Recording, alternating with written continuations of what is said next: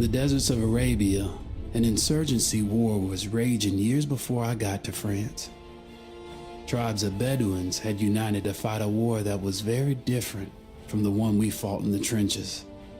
Using small, mobile units, they challenged the might of an empire, and they were rallied around the ideas of a single, influential warrior.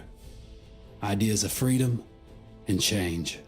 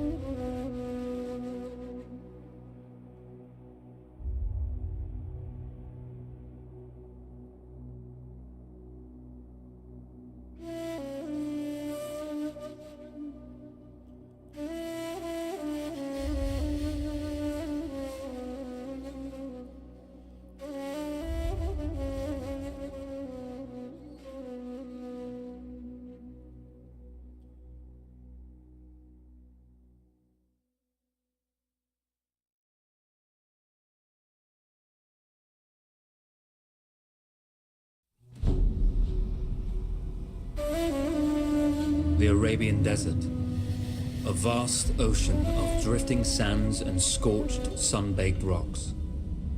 Beneath these endless dunes, oil, the lifeblood of our new mechanical century. For more than 400 years, the Ottoman Empire has ruled these lands, controlling all that's to be found here. But the Ottomans do not rule unopposed. Small bands of Bedouin rebels have united to overthrow the empire. They strike without warning and then vanish into the desert. Fighting alongside them is a lone British officer whose exploits have earned him wide renown. The world has taken to calling this man Lawrence of Arabia.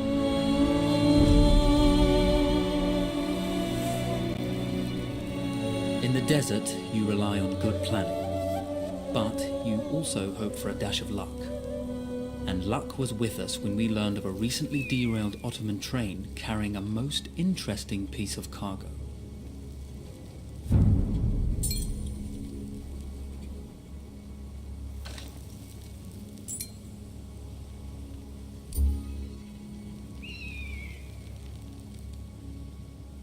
A small patrol had joined the Ottomans who survived the crash. Together, they guarded the wreckage and waited for reinforcements. When your enemy has better weapons and better equipment than you, steal from your enemy.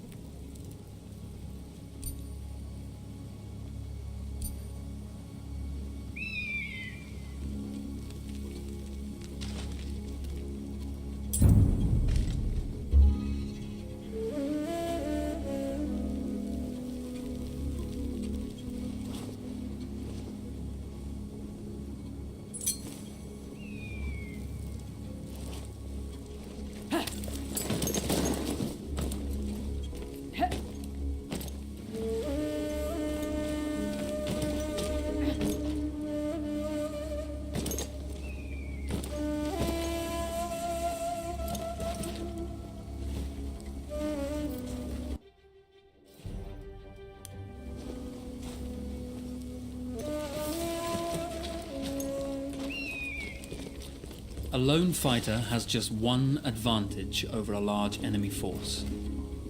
A lone fighter can move unseen.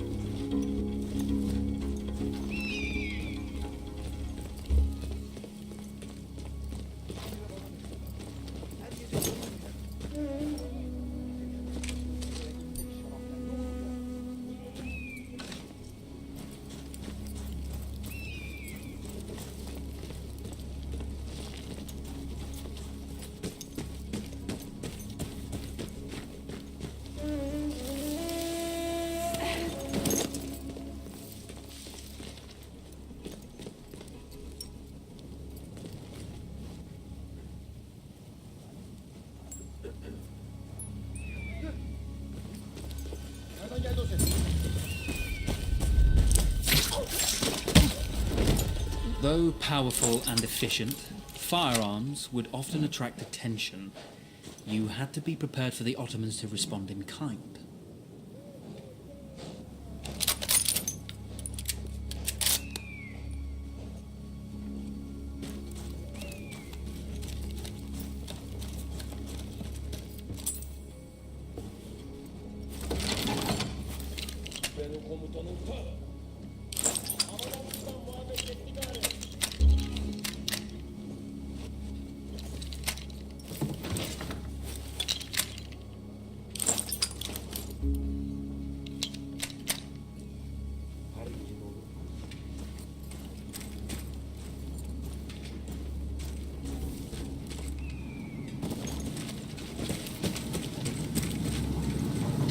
There's a world of difference between seeing something and having it in your own two hands.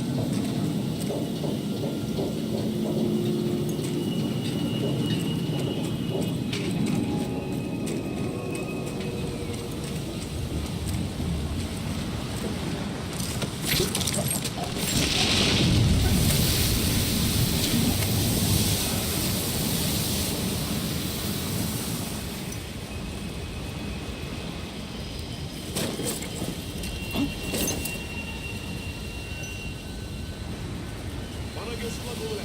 Ne olur ne olmaz.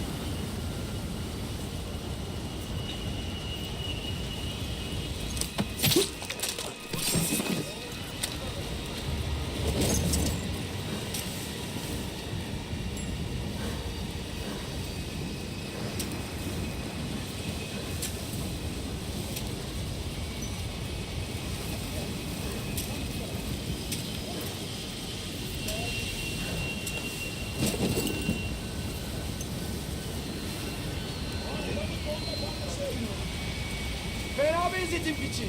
Yavaş yavaş can ver.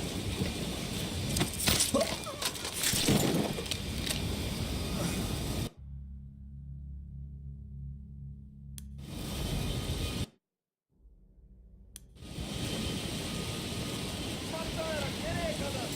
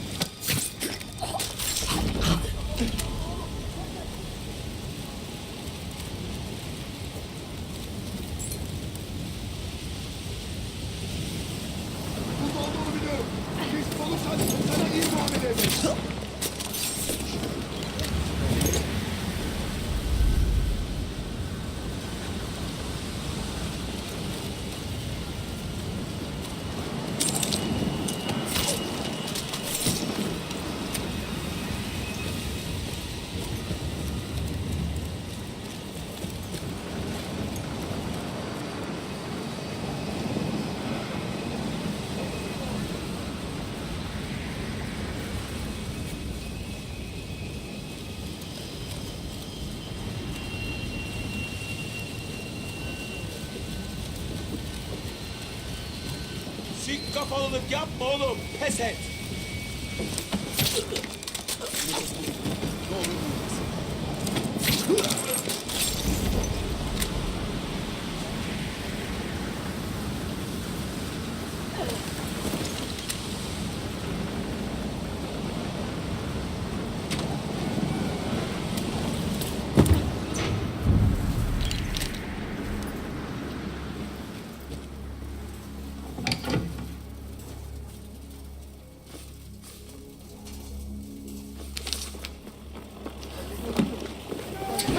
Vaziyetini bozma. Tamam.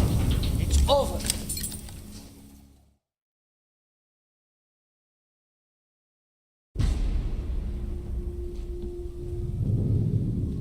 Well, you did not think we would be fast enough to catch you here, did you? Lawrence of Arabia.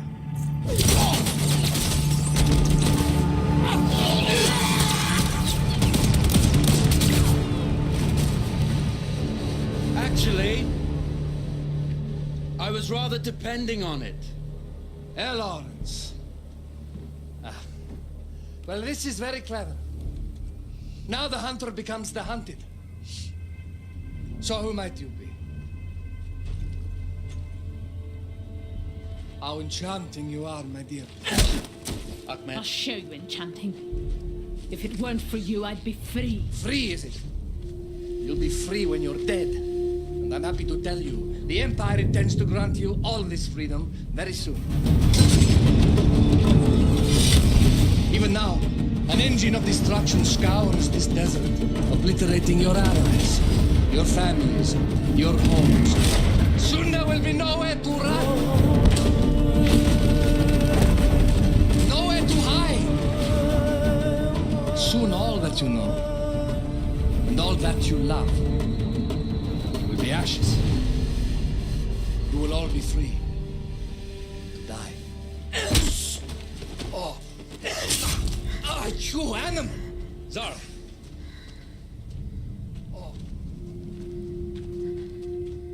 Now I understand that you would like nothing more than to strip the flesh from that man's feet and send him off into the desert naked to die. But think about it. You're right. I'm sorry. My friend here, she can be a little brusque. You're going to tell me how to lie to your train so we can lure it into a trap and destroy it. Impossible. To even begin to talk to that train, you would need an entire book of communication codes. Oh, like this one, you mean? You can never stop the progress of machines. One day, the whole world will take your lands and the precious black gold beneath its sands. We shall see, my friend.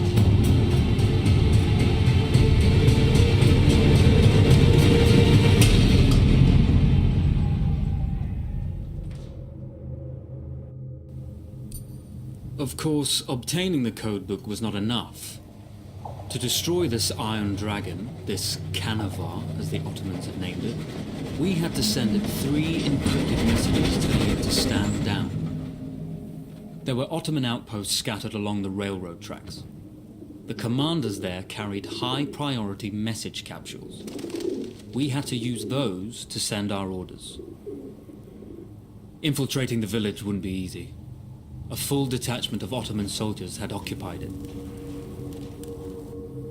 The Ottomans had chosen an isolated location for their desert outpost. It seemed lightly defended. It was also well stocked with arms and equipment. The ancient ruins were all that remained of a civilization now lost to time. The Ottoman Empire brought in the modern world with a host of armored vehicles and field guns. 3 commanders to eliminate, 3 personal message capsules to be stolen, and then sent with our false orders. How Zara tackled this dangerous and audacious mission was up to her.